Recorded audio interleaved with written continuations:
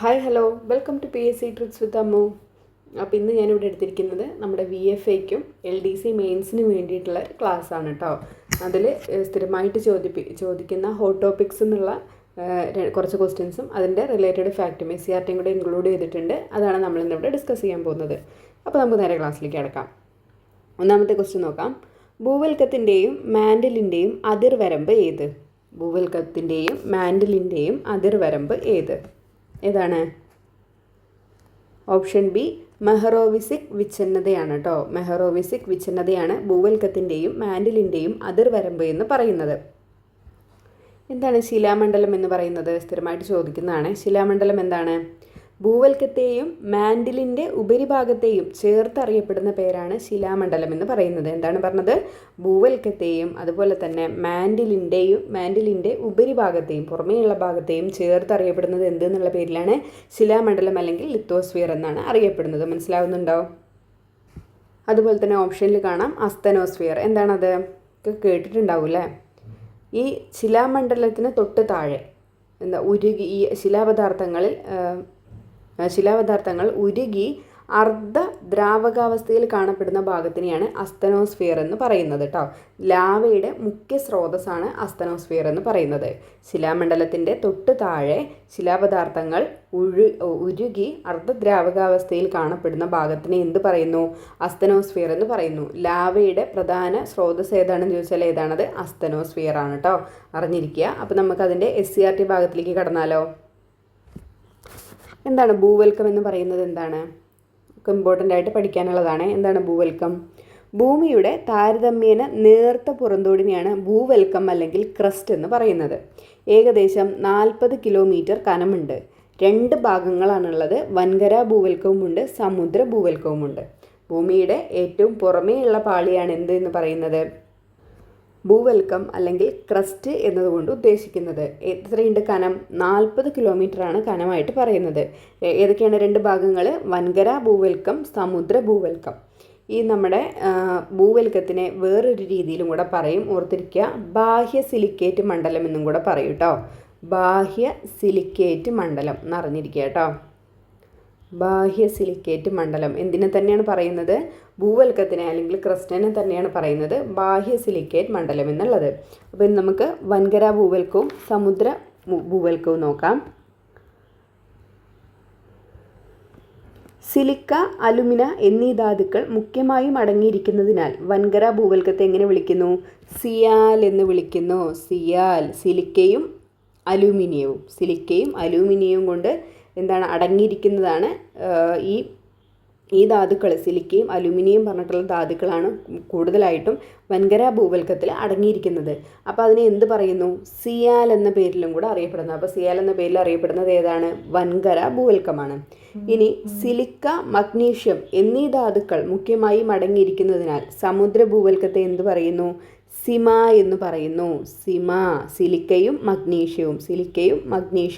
സിമ ഏതാണ്? സമുദ്ര ഭൂവൽക്കം. സിമ സാലെ, സമുദ്രം സിമ. വൻകര ഭൂവൽക്കമാണെങ്കിൽ അത് സിയാലായി. സിലിക്കയും അലൂമിനിയവും വൻകര ഭൂവൽക്കത്തിലാണ് ഉൾക്കൊള്ളുന്നത്. ഇനി സിമ എന്ന് പറയുന്നത് ഏതാണ്? സമുദ്ര ഭൂവൽക്കത്തിലെ ധാതുക്കളാണ്. സിലിക്കയും എന്താണ്? മഗ്നീഷ്യവും. അതുകൊണ്ടാണ് അവയെ സിമ എന്ന് പറയുന്നത്. അപ്പോൾ സിമയും സിയാലും സെറ്റല്ലേ? ഭൂവൽക്കത്തിലെ 2 ഭാഗങ്ങളാണ് വൻകര ഭൂവൽക്കവും സമുദ്ര ഭൂവൽക്കവും. നമുക്ക് മാൻഡിലിലേക്ക് കിടക്കാം. ഭൂവൽക്കത്തിന് താഴെയായി സ്ഥിതി ചെയ്യുന്നു. മാൻഡിൽ ഭൂവൽക്കത്തിന് താഴെയായിട്ടാണ് സ്ഥിതി ചെയ്യുന്നത്. ഭൂവൽക്ക പാളിക്ക് താഴെ തുടങ്ങി 2900 കിലോമീറ്റർ വരെയാണ് ഇതിന് കനമെന്ന് പറയുന്നത്. ഭൂവൽക്ക പാളി തൊട്ട് താഴേക്ക് തുടങ്ങി 2900 കിലോമീറ്റർ വരെയാണ് ഇതിൻ്റെ കനമെന്ന് പറയുന്നത്. ഇതിനും 2 ഭാഗങ്ങളുണ്ട്. ഉപരി മാൻഡിലുമുണ്ട്, അധോ മാൻഡിലുമുണ്ട്. ചോദിക്കാറുണ്ട്. മാൻഡിലിൻ്റെ 2 ഭാഗങ്ങൾ ഏതൊക്കെയാണ്? ഉപരി മാൻഡിലും അധോ മാൻഡിലും. മാൻഡിൽ എവിടെയാണ് സ്ഥിതി ചെയ്യുന്നത്? ഭൂവൽക്കത്തിന് തൊട്ട് താഴെയായിട്ട് സ്ഥിതി ചെയ്യുന്ന പാളിയാണ് മാൻഡിൽ എന്ന് പറയുന്നത്. എന്താണ് ഉപരി മാൻഡിൽ? സിലിക്കൺ സംയുക്തങ്ങൾ കൊണ്ട് നിർമ്മിതമായ ഈ പാളി ഖരാവസ്ഥയിലാണ് സ്ഥിതി ചെയ്യുന്നത്. ഉപരിമാൻഡിൽ എങ്ങനെയാണ് സ്ഥിതി ചെയ്യുന്നത്? സിലിക്കൺ സംയുക്തങ്ങൾ കൊണ്ടാണ് നിർമ്മിതമായിട്ടുള്ളത്. ഇത് ഏത് അവസ്ഥയിലാണ്? ഖരാവസ്ഥയിലാണ് സ്ഥിതി ചെയ്യുന്നത്. ഉപരിമാൻഡിൽ സിലിക്കൺ സംയുക്തങ്ങളാൽ നിർമ്മിതമാണ്. മാത്രവുമല്ല അത് ഖരാവസ്ഥയിലാണ് സ്ഥിതി ചെയ്യുന്നത്. മാൻഡിലിന് താഴെയായി സ്ഥിതി ചെയ്യുന്ന അധോ മാൻഡിലിൽ എങ്ങനെയാണ് അർദ്ധദ്രാവകാവസ്ഥയിലാണ് പദാർത്ഥങ്ങൾ സ്ഥിതി ചെയ്യുന്നത്. അധോ മാൻഡിലിൽ എങ്ങനെയാണ് പദാർത്ഥങ്ങൾ സ്ഥിതി ചെയ്യുന്നത്? അർദ്ധദ്രാവകാവസ്ഥയിലാണ്. ഖരാവസ്ഥയിൽ മാൻഡിലും അധോ മാൻഡിലിൽ അർദ്ധദ്രാവകാവസ്ഥയിലുമാണ് സ്ഥിതി ചെയ്യുന്നത്. മാൻഡിലിൻ്റെ 2 ഭാഗങ്ങളാണ് മാൻഡിലും അധോ മാൻഡിലും. ഇനി മൂന്നാമത്തെ പാളി ഏതാണ്? കാമ്പാണ് അല്ലേ. കാമ്പ് അല്ലെങ്കിൽ കോർ എന്ന് പറയും. ഭൂമിയുടെ കേന്ദ്രഭാഗമാണ് കാമ്പ് എന്ന് പറയുന്നത്. 2900 കിലോമീറ്ററിൽ തുടങ്ങി 6371 കിലോമീറ്റർ വരെയാണ് ഇതിൻ്റെ കനമെന്ന് പറയുന്നത്. 2900 കിലോമീറ്ററിൽ തുടങ്ങി 6371 കിലോമീറ്റർ വരെ. ഇതിനും 2 ഭാഗങ്ങളുണ്ട്, പുറംകാമ്പും ഉണ്ട്, അകക്കാമ്പും ഉണ്ട്. കാമ്പിൻ്റെ 2 ഭാഗങ്ങൾ ഏതൊക്കെയാണ്? പുറക്കാമ്പും അകക്കാമ്പും. പുറക്കാമ്പിലെ പദാർത്ഥങ്ങൾ ഉരുകിയ അവസ്ഥയിലാണ് സ്ഥിതി ചെയ്യുന്നത്. പുറക്കാമ്പിലെ പദാർത്ഥങ്ങൾ എങ്ങനെയാണ്? ഉരുകിയ അവസ്ഥയിലാണ് സ്ഥിതി ചെയ്യുന്നത്. ഭൂമിയുടെ കേന്ദ്രഭാഗത്ത് അനുഭവപ്പെടുന്ന ഉയർന്ന മർദ്ദം മൂലം അകക്കാമ്പ് ഖരാവസ്ഥയിൽ സ്ഥിതി ചെയ്യുന്നു. അകക്കാമ്പ് എങ്ങനെയാണ്? ഖരാവസ്ഥയിലാണ് സ്ഥിതി ചെയ്യുന്നത്. പുറക്കാമ്പാണെങ്കിൽ എങ്ങനെയാണ്? ഉരുകിയ അവസ്ഥയിലുമാണ് സ്ഥിതി ചെയ്യുന്നത്. പ്രധാനമായും നിക്കൽ, ഇരുമ്പ് എന്നീ ധാതുക്കളാൽ നിർമ്മിതമായതിനാൽ കാമ്പിനെ എങ്ങനെ അറിയപ്പെടുന്നു? നിഫെ എന്നും അറിയപ്പെടുന്നു. നിഫെ എന്നും അറിയപ്പെടുന്നു. കാമ്പ് എങ്ങനെ അറിയപ്പെടുന്നു? നിഫെ. നിക്കലും ഇരുമ്പും കൊണ്ട് പ്രധാനമായിട്ട് നിർമ്മിക്കപ്പെട്ടതുകൊണ്ട് എന്താണ് കൂടുതലായിട്ട് അവിടെ കാണുന്നത് കൊണ്ട് എന്താണ് കാമ്പിനെ നിഫെ എന്നും അറിയപ്പെടുന്നുണ്ട്. നിഫെ എന്നറിയപ്പെടുന്നത് ഏത് പാളിയാണ്? കാമ്പാണെന്ന് ഓർത്തിരിക്കുക. നമ്മുടെ പുറക്കാമ്പിലെ പദാർത്ഥങ്ങൾ എങ്ങനെയാണ് സ്ഥിതി ചെയ്യുന്നത്? ഉരുകിയ അവസ്ഥയിലാണെങ്കിൽ അകക്കാമ്പിൽ ഖരാവസ്ഥയിലാണ് പദാർത്ഥങ്ങൾ സ്ഥിതി ചെയ്യുന്നത് കേട്ടോ, ഓർത്തിരിക്കണേ. അപ്പം 3 പാളി ഓക്കെ അല്ലേ? ഭൂവൽക്കം, മാൻഡിൽ, കാമ്പ്. നിങ്ങൾ ഷോർട്ട് നോട്ടാക്കിയിട്ട് എഴുതിയെടുക്കണം കേട്ടോ. ഇതിലൊന്നുമില്ല. ഇതിലതിൻ്റെ പുറമേയുള്ള പാളി കണ്ട ഭൂവൽക്കം, പിന്നെ മാൻഡിൽ, പുറക്കാമ്പ്, അകക്കാമ്പ്. ഇത്രയാണ് ഇതിൽ ചിത്രം മാത്രമേ കൊടുത്തിട്ടുള്ള SCERT എന്നുള്ളത് തന്നെയാണ്. ഇനി അതിൽ തന്നെ നമുക്ക് കുറച്ചും കൂടെ വായിക്കാനുണ്ട്. ഭൂവൽക്കത്തെയും മാൻഡിലിൻ്റെ ഉപരിഭാഗത്തെയും ചേർത്ത് ശിലാമണ്ഡലം എന്ന് വിളിക്കുന്നു. ചോദിക്കാറുണ്ട്. ഭൂവൽക്കത്തെയും മാൻഡിലിൻ്റെ ഉപരിഭാഗത്തെയും ചേർത്ത് വിളിക്കുന്നത് എന്താണ്? ശിലാമണ്ഡലം അല്ലെങ്കിൽ ലിത്തോസ്ഫിയർ. ശിലാമണ്ഡലത്തിന് താഴെയായി ശിലാപദാർത്ഥങ്ങൾ ഉരുകി അർദ്ധദ്രാവകാവസ്ഥയിൽ കാണപ്പെടുന്ന ഭാഗം ഏതാണ്? അസ്തനോസ്ഫിയർ ആണ്. അസ്തനോസ്ഫിയർ. അഗ്നിപർവ്വതങ്ങളിലൂടെ പുറത്തെത്തുന്ന ശിലാദ്രവത്തിൻ്റെ സ്രോതസ്സാണ് അസ്തനോസ്ഫിയർ എന്ന് പറയുന്നത്. ഞാൻ പറഞ്ഞല്ലോ നേരത്തെ, ലാവയുടെ സ്രോതസ്സാണ് അസ്തനോസ്ഫിയർ എന്ന് പറയുന്നത്. അപ്പോൾ ശിലാമണ്ഡലം നമ്മൾ പറഞ്ഞു, അസ്തനോസ്ഫിയർ നമ്മൾ പറഞ്ഞു. ഇനി ഇവിടെ ചോദിക്കാൻ സാധ്യതയുള്ള ഒരുപാട് വട്ടം ചോദിച്ച് കണ്ടിട്ടുള്ള ക്വസ്റ്റ്യനാണ് നമ്മുടെ ശിലകളിൽ ഉള്ള ക്വസ്റ്റ്യൻ. നോക്കാം. ശിലകൾ കൊണ്ട് നിർമ്മിക്കപ്പെട്ടിരിക്കുന്നതിനാലാണ് ശിലാമണ്ഡലത്തിന് ആ പേര് ലഭിച്ചത്. ചുറ്റുപാടും ഒന്ന് നിരീക്ഷിക്കൂ. വ്യത്യസ്ത നിറത്തിലും കാഠിന്യത്തിലുമുള്ള ശിലകൾ കാണാൻ കഴിയും. ശിലകളിലെ ഈ വൈവിധ്യത്തിന് കാരണം അവയിൽ അടങ്ങിയിട്ടുള്ള ഘടകങ്ങളാണ്. ഒരു മിനിറ്റ്, ഞാൻ നേരത്തെ നമ്മളുടെ ഭൂവൽക്കത്തിനെ വേറൊരു പേരിലും കൂടെ അറിയപ്പെടുന്നു പറഞ്ഞിട്ടുണ്ടായിരുന്നു.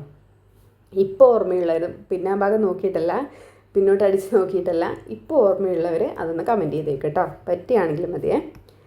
ശിലകൾ നിർമ്മിച്ചിരിക്കുന്ന ഈ ഘടകങ്ങളെ എന്ത് പറയുന്നു? ധാതുക്കൾ എന്നാണ് പറയുന്നത്. സിലിക്ക, അബ്രം, ഹെമറ്റൈറ്റ്, ബോക്സൈറ്റ് എന്നിങ്ങനെ 2000-ലധികം ധാതുക്കൾ ഭൂമിയിലുള്ളതായിട്ട് കണ്ടെത്തിയിട്ടുണ്ട്. രൂപം കൊള്ളുന്ന പ്രക്രിയയുടെ അടിസ്ഥാനത്തിൽ ശിലകളെ 3ആയിട്ട് തരംതിരിച്ചിട്ടുണ്ട്. ഏതൊക്കെയാണത്? ആഗ്നേയ ശിലകൾ, അവസാദ ശിലകൾ, കായാന്തരിത ശിലകൾ. മിക്കവാറും ക്വസ്റ്റ്യൻ പേപ്പറിൽ കാണുന്നതാണല്ലേ.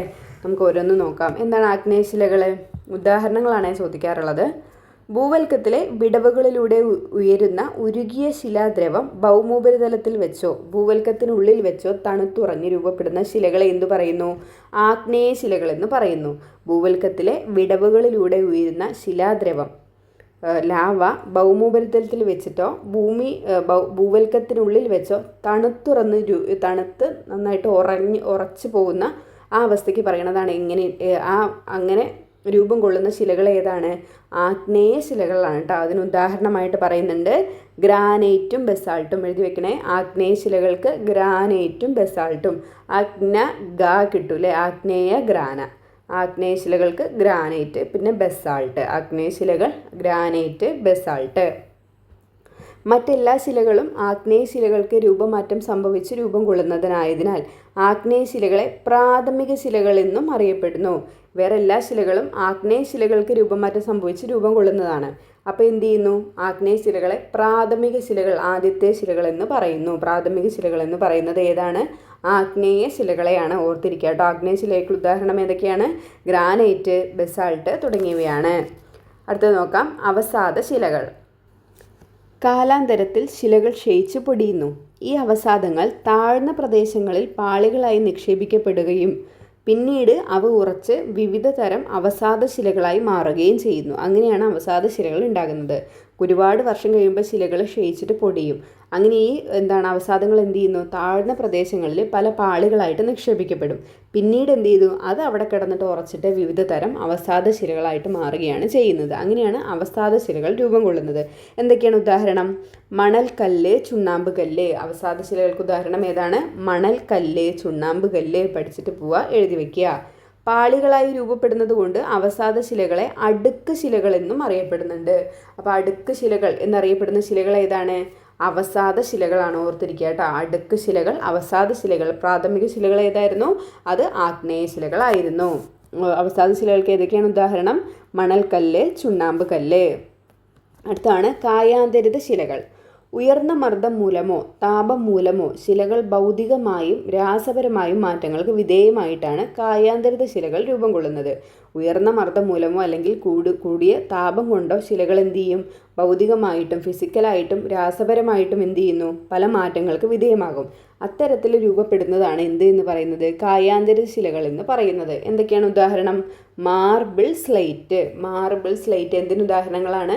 കായാന്തരിത ശിലകൾക്ക് ഉദാഹരണമാണ്. എന്തിനാണ്? കായാന്തരിത ശിലകൾക്ക് ഉദാഹരണമാണ് മാർബിൾ, സ്ലേറ്റ് മുതലായവ. കായാന്തരിത ശിലകളാണ് കേരളത്തിൽ ഏറ്റവും കൂടുതലായിട്ട് കാണപ്പെടുന്നത്. അപ്പോൾ ചോദിക്കുകയാണ്, കേരളത്തിൽ ഏറ്റവും കൂടുതൽ കാണപ്പെടുന്ന ശിലകൾ ഏതാണ്? അത് കായാന്തരിത ശിലകളാണ്.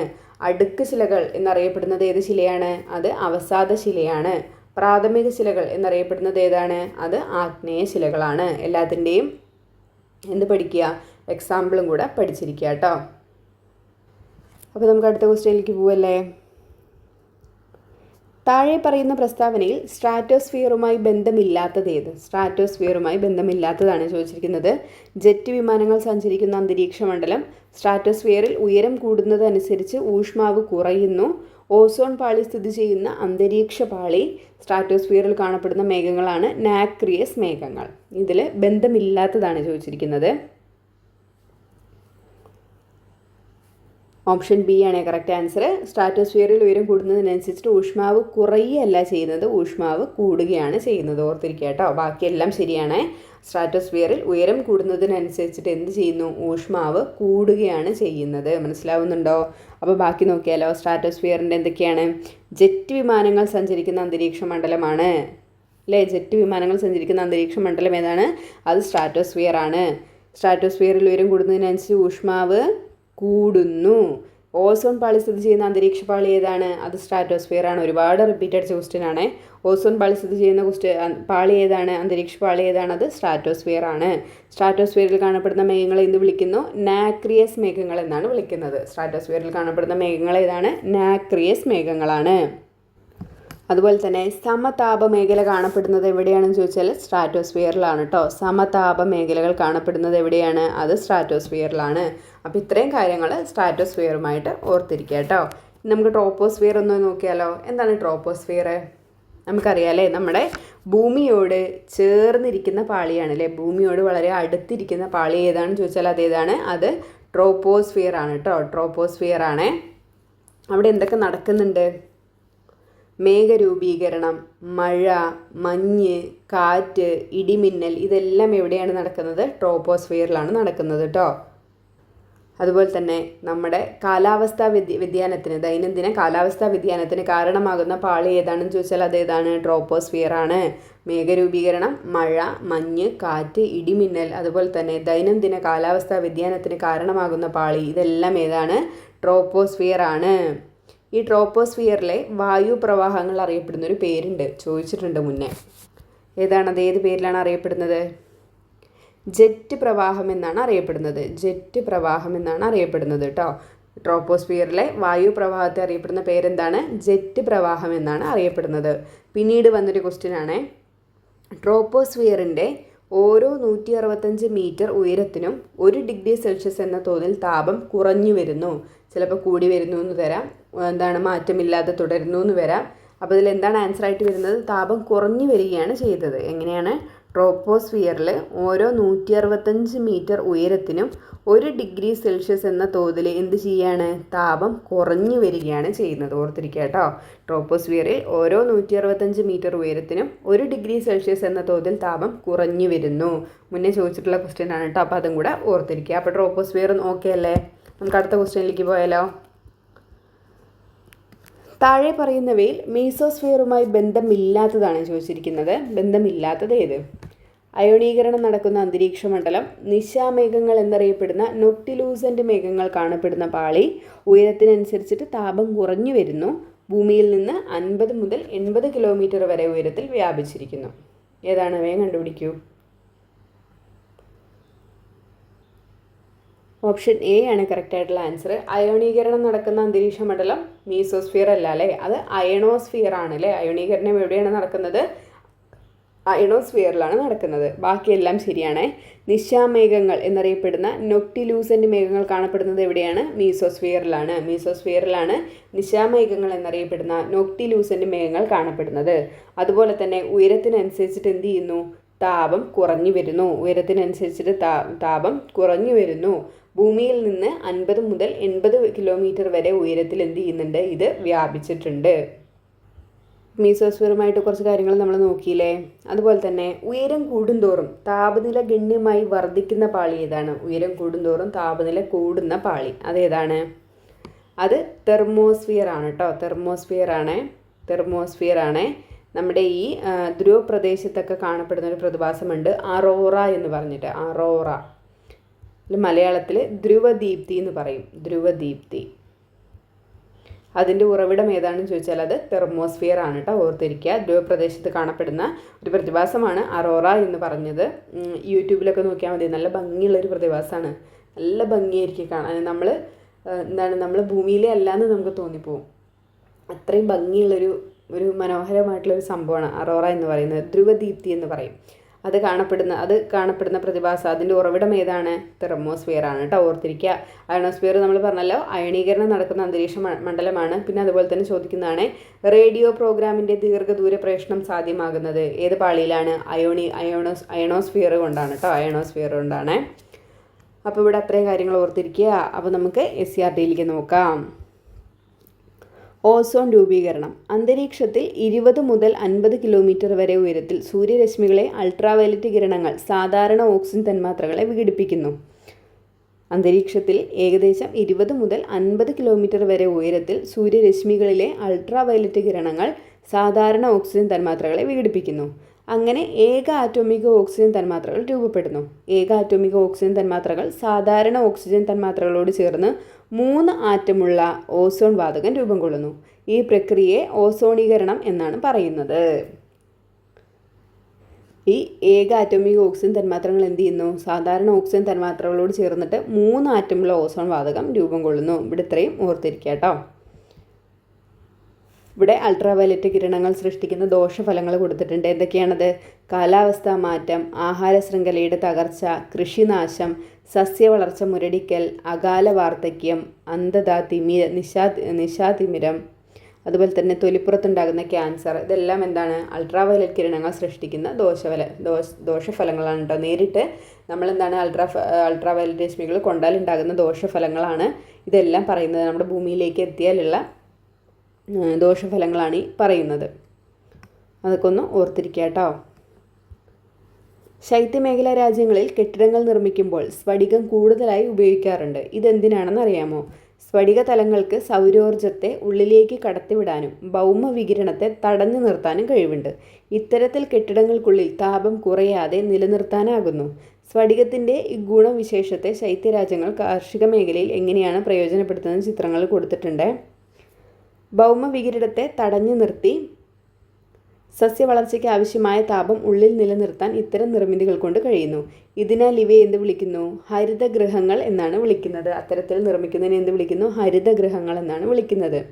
അന്തരീക്ഷത്തിൽ അടങ്ങിയ ചില വാതകങ്ങൾക്കും സൗരതാപനത്തെ കടത്തിവിടാനും ഭൗമവികിരണത്തെ ആഗിരണം ചെയ്യാനും കഴിവുണ്ട്.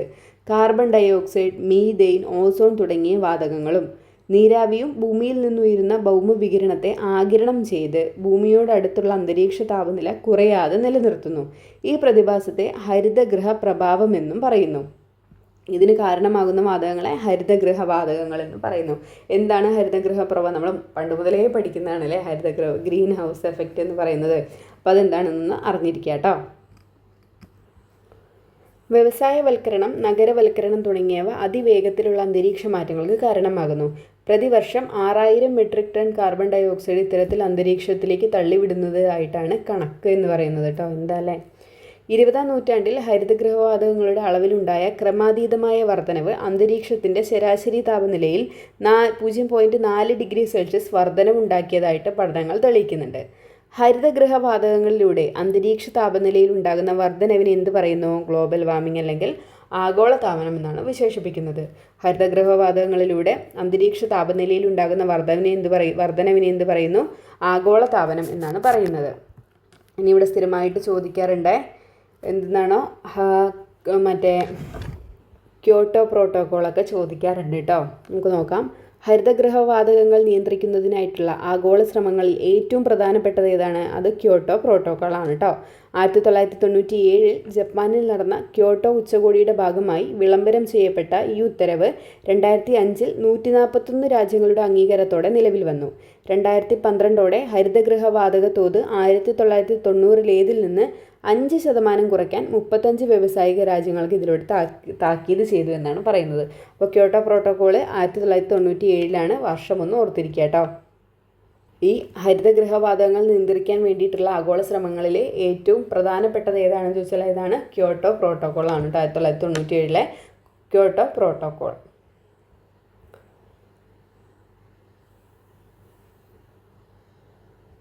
ഒരു പേജ് തന്നെ 2 ഇതിൽ വന്നിട്ടുണ്ട്. അടുത്താണ് മോൺട്രിയൽ പ്രോട്ടോക്കോൾ. ഓസോൺ ശോഷണത്തിന് കാരണമാകുന്ന നിരവധി ഉൽപ്പന്നങ്ങളെ ഘട്ടം ഘട്ടമായി നിരോധിക്കാനായിട്ടുള്ള അന്താരാഷ്ട്ര ഉടമ്പടി ഏതായിരുന്നു? മോൺട്രിയൽ പ്രോട്ടോക്കോൾ ആയിരുന്നു കേട്ടോ. ഓസോൺ ശോഷണത്തിന് കാരണമാകുന്ന പല ഉൽപ്പന്നങ്ങളെ കുറച്ചായിട്ട് നിരോധിക്കാനുള്ള അന്താരാഷ്ട്ര ഉടമ്പടി ഏതാണെന്ന് ചോദിച്ചാൽ അതേതാണ്? മോൺട്രിയൽ പ്രോട്ടോക്കോൾ ആണ് കേട്ടോ. ഓസോൺ പാളിയുടെ സംരക്ഷണത്തിനായി 1987 വിയന്നയിൽ നടന്ന ഉച്ചകോടിയുടെ ഭാഗമായാണ് ഈ ഉടമ്പടി. ഈ ഉടമ്പടിയുടെ നടപ്പാക്കലിലൂടെ അന്റാർട്ടിക് മുകളിലെ ഓസോൺ പാളിയുടെ ശോഷണം കുറയുന്നതായിട്ടും തെളിയിച്ചിട്ടുണ്ട്. അടുത്ത ക്വസ്റ്റ്യൻ നോക്കാം. സൂര്യസമീപ ദിനം എന്ന് ഭൂമി സൂര്യനോട് ഏറ്റവും അടുത്ത് വരുന്ന ദിവസമാണ് സൂര്യസമീപ ദിനം എന്ന് പറയുന്നത് കേട്ടോ. അതെന്താണെന്നാണ് ചോദിച്ചിരിക്കുന്നത്. ഇവിടെ ഒരു ഓപ്ഷൻ മിസ്സിംഗ് ആണല്ലേ. 3 ഓപ്ഷനേ ഉള്ളൂ. ആൻസർ എന്തായാലും അതിലുണ്ട്, കണ്ടുപിടിച്ചേ. ഓപ്ഷൻ സി ജനുവരി 1 കേട്ടോ. സൂര്യസമീപ ദിനം എന്നാണ് ജനുവരി 1. ഭൂമി സൂര്യനോട് ഏറ്റവും അടുത്ത് വരുന്ന ദിവസമാണ് സൂര്യസമീപ ദിനം എന്ന് പറയുന്നത്. അതെന്താണ്? ജനുവരി 1 കേട്ടോ. ഓർത്തിരിക്കുക, ജനുവരി 1 എന്താണ്? സൂര്യസമീപ ദിനമാണ് കേട്ടോ. എന്നാൽ അറിഞ്ഞിരിക്കുക, ഭൂമി സൂര്യനോട് ഏറ്റവും അകന്നു പോകുന്നൊരു ദിനവുമുണ്ട്. അതെന്താണ്? അത് ജൂലൈ 4 കേട്ടോ. ഭൂമി സൂര്യനോട് ഏറ്റവും അകന്നു പോകുന്ന ദിനം എന്താണ്? ജൂലൈ 4. അതിനെ സൂര്യവിദൂര ദിനം അല്ലെങ്കിൽ സൂര്യോച്ചം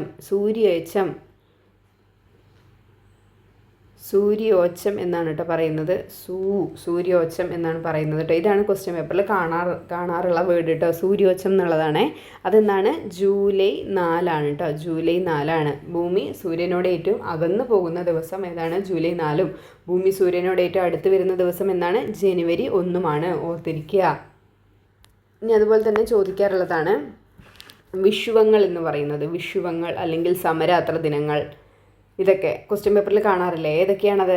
നമ്മുടെ പരിക്രമണ വേളയിൽ സൂര്യൻ്റെ ആപേക്ഷിക സ്ഥാനം മധ്യരേഖയ്ക്ക് നേർമുകളിലാകുന്ന ദിവസങ്ങളാണ് എന്ന് പറയുന്നത്? സമരാത്ര ദിനങ്ങൾ അല്ലെങ്കിൽ വിഷുവങ്ങൾ എന്നതുകൊണ്ട് പറയുന്നത്.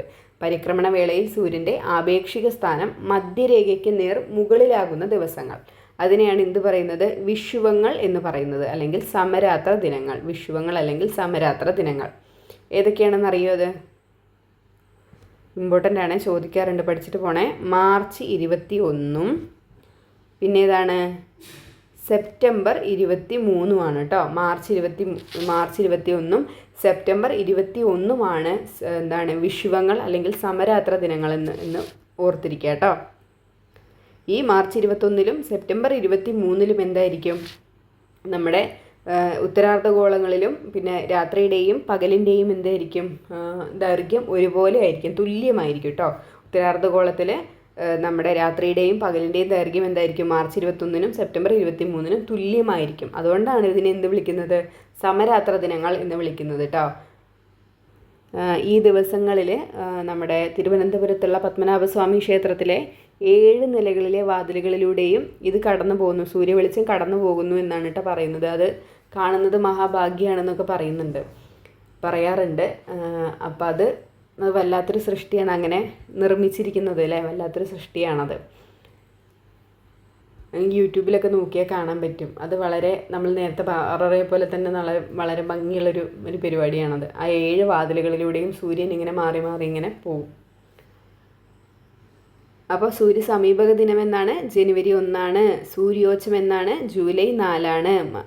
മറന്നു പോകരുത് കേട്ടോ, സൂര്യോച്ചം എന്നാണ് ജൂലൈ 4. വിഷുവങ്ങൾ ഏതൊക്കെയാണ്, മാർച്ച് 21, അതുപോലെ തന്നെ സെപ്റ്റംബർ 23 വിഷുവങ്ങൾ അല്ലെങ്കിൽ സമരാത്ര ദിനങ്ങൾ. അടുത്ത ക്വസ്റ്റ്യനിലേക്ക് പോവാം. സമുദ്രനിരപ്പിൽ നിന്ന് ഒരേ ഉയരമുള്ള സ്ഥലങ്ങളെ തമ്മിൽ യോജിപ്പിച്ച് വരയ്ക്കുന്ന രേഖ. സമുദ്രനിരപ്പിൽ നിന്ന് ഒരേ ഉയരമുള്ള സ്ഥലങ്ങളെ തമ്മിൽ യോജിപ്പിച്ച് വരയ്ക്കുന്ന രേഖ ഏതാണ്? ഓപ്ഷൻ എ കോണ്ടൂർ രേഖകളാണ് കേട്ടോ. സമുദ്രനിരപ്പിൽ നിന്ന് ഒരേ ഉയരമുള്ള സ്ഥലങ്ങളെ തമ്മിൽ യോജിപ്പിച്ച് വരയ്ക്കുന്ന സാങ്കല്പിക രേഖകളാണ് കോണ്ടൂർ രേഖകൾ എന്ന് പറയുന്നത്. ഇവിടെ അതുമായിട്ട് ബന്ധപ്പെട്ടൊരു ക്വസ്റ്റ്യൻ ഉണ്ട്, നമുക്കൊന്ന് നോക്കാം. ധരാതലീയ ഭൂപടങ്ങളിൽ അടുത്തടുത്തായി വരയ്ക്കുന്ന കോണ്ടൂർ രേഖകൾ എന്തിനെ പ്രതിനിധാനം ചെയ്യുന്നു? ധരാതലീയ ഭൂപടങ്ങൾ അടുത്തടുത്തായിട്ട് വരയ്ക്കുന്ന കോണ്ടൂർ രേഖകൾ എന്തിനെയാണ് പ്രതിനിധാനം ചെയ്യുന്നത്? ഏതാണ്? അടുത്തടുത്താണെങ്കിൽ കുത്തനെയുള്ള ചെരുവിനെയാണ് കേട്ടോ. അടുത്തടുത്തായിട്ടാണ് കോണ്ടൂർ രേഖകൾ വരയ്ക്കുന്നത് ഉണ്ടെങ്കിൽ അത് സൂചിപ്പിക്കുന്നത് കുത്തനെയുള്ള ചെരുവിനെയാണ്. ഇനി അകന്നകന്നു പോകുന്ന കോണ്ടൂർ രേഖകളാണെങ്കിലോ അത് ഇവിടെ നേർത്ത ചെരിവാണ് കേട്ടോ. നേർത്ത ചെരിവ് അല്ലെങ്കിൽ ചെറിയ ചെരിവ് കേട്ടോ. അകന്നകന്ന് പോകുന്ന കോണ്ടൂർ രേഖകളാണെങ്കിൽ അത് നേർത്ത ചെരിവിനെയാണ് സൂചിപ്പിക്കുന്നത്. അടുത്തടുത്ത് വരയ്ക്കുന്ന കോണ്ടൂർ രേഖകളാണെങ്കിലോ അത് കുത്തനെയുള്ള ചെരിവിനെയാണ് സൂചിപ്പിക്കുന്നത്. ഒന്ന് ഓർത്തിരിക്കണേ. ഈ കോണ്ടൂർ രേഖയുമായിട്ട് ഒരു സ്റ്റേറ്റ്മെൻറ്റും കൂടെ ഒന്ന് ഓർത്തിരിക്കുക. കോണ്ടൂർ രേഖ കടന്നു പോകുന്ന സ്ഥലങ്ങൾ എല്ലാം തന്നെ സമുദ്രനിരപ്പിൽ നിന്ന് എല്ലാം എങ്ങനെയായിരിക്കും? ഒരേ ഉയരത്തിൽ സ്ഥിതി ചെയ്യുന്നതായിരിക്കും. മനസ്സിലാകുന്നുണ്ടോ? കോണ്ടൂർ രേഖ കടന്നു പോകുന്ന സ്ഥലങ്ങളെല്ലാം തന്നെ സമുദ്രനിരപ്പിൽ നിന്നും ഒരേ ഉയരത്തിൽ സ്ഥിതി ചെയ്യുന്നവ ആയിരിക്കും. ഇതും കൂടെ ഒന്ന് ഓർത്തിരിക്കുക കേട്ടോ. ഇനി എന്താണ് ഫോം ലൈനുകൾ എന്ന് പറഞ്ഞാൽ എന്താണ്? ഫോം ലൈനുകൾ ഈ ദുർഘടം പിടിച്ച പ്രദേശങ്ങളുടെ ഉയരമുണ്ടല്ലോ, ഈ ദുർഘടം എന്ന് പറഞ്ഞാൽ ഭയങ്കര ബുദ്ധിമുട്ടുള്ള പ്രദേശങ്ങൾ, അളക്കാനൊക്കെ ഭയങ്കര ബുദ്ധിമുട്ടുള്ള പ്രദേശങ്ങൾ, അവയുടെ ഉയരം ഭൂസർവേയിലൂടെ കണ്ടെത്താൻ കഴിയാതെ വരുമ്പോൾ ആ പ്രദേശത്തിൻ്റെ ഉയരം ഭൂപടത്തിൽ തുടർച്ചയില്ലാത്ത രേഖകളാൽ ചിത്രീകരിക്കുന്നതിനാണ് ഫോം ലൈൻ എന്ന് പറയുന്നത്. ഒരു തുടർച്ചയില്ലാത്ത രീതിയിൽ ചിത്രീകരിക്കുക, അതിനെന്ത് പറയുന്നു? ഫോം ലൈൻ എന്ന് പറയുന്നു. വളരെ ബുദ്ധിമുട്ടേറിയ പ്രദേശങ്ങളുടെ ഉയരം കണ്ടെത്താൻ കഴിയാത്തത് കൊണ്ട് അവിടെ എങ്ങനെ ചെയ്യുന്നു? ആ പ്രദേശത്തിൻ്റെ ഉയരം ഭൂപടത്തിൽ എങ്ങനെയാണ് രേഖപ്പെടുത്തുന്നത്? തുടർച്ചയല്ലാതെ രേഖപ്പെടുത്തുന്നത്. അതിനെയാണ് എന്ത് എന്ന് പറയുന്നത്? ഫോം ലൈനുകൾ എന്ന് പറയുന്നത്. ഇനി എന്താണ് സ്പോട്ട് ഹൈറ്റ് എന്ന് പറയുന്നത്? സ്പോട്ട് ഹൈറ്റ് സ്പോട്ടിലെ ഒന്ന് സ്പോട്ട് ചെയ്യുക, ഒരു കുത്തിടുക അല്ലേ. എന്താണ്? ഒരു പ്രത്യേക സ്ഥാനത്തിൻ്റെ ഉയരം കാണിക്കാൻ വേണ്ടിയിട്ട് ഭൂപടങ്ങളിൽ കറുത്ത ബിന്ദുവിനോട് ചേർന്ന് ഉയരത്തെ സൂചിപ്പിക്കുന്ന സംഖ്യ രേഖപ്പെടുത്തുന്നതിനാണ് എന്ത് എന്ന് പറയുന്നത്? സ്പോട്ട് ഹൈറ്റ് എന്ന് പറയുന്നത്. കറുത്ത ബിന്ദുവിനോട് ചേർന്ന് ഉയരത്തെ സൂചിപ്പിക്കുന്ന സംഖ്യ, എത്രയാണ് ഉയരം അത് സൂചിപ്പിക്കുന്ന സംഖ്യ, അത് രേഖപ്പെടുത്തുന്നതിന് എന്ത് പറയുന്നു? സ്പോട്ട് ഹൈറ്റ് എന്ന് പറയുന്നു കേട്ടോ. സംഖ്യ മാത്രമായിട്ടും ചില ഭൂപടങ്ങളിൽ രേഖപ്പെടുത്താറുണ്ട്. ഇനി എന്താണ് ട്രയാങ്കുലേറ്റഡ് ഹൈറ്റ് എന്ന് പറയുന്നത്? അതിൽ നിന്ന് തന്നെ കിട്ടും. സ്ഥലത്തിൻ്റെ ഉയരം എങ്ങനെയാണ്? ഈ ട്രയാങ്കിൾ രൂപത്തിൽ ഒരു ചിഹ്നത്തോടെ രേഖപ്പെടുത്തുന്നതിനെയാണ് ട്രയാങ്കുലേറ്റഡ് ഹൈറ്റ് എന്ന് പറയുന്നത് കേട്ടോ. ഈ ഒരു ചിഹ്നം, ട്രയാങ്കിളിൻ്റെ ഒരു ചിഹ്നം കൊടുത്തിട്ട് സ്ഥലത്തിൻ്റെ ഉയരം രേഖപ്പെടുത്തുന്നതിനെയാണ് എന്ത് എന്ന് പറയുന്നത്? ട്രയാങ്കുലേറ്റഡ് ഹൈറ്റ് എന്ന് പറയുന്നത്.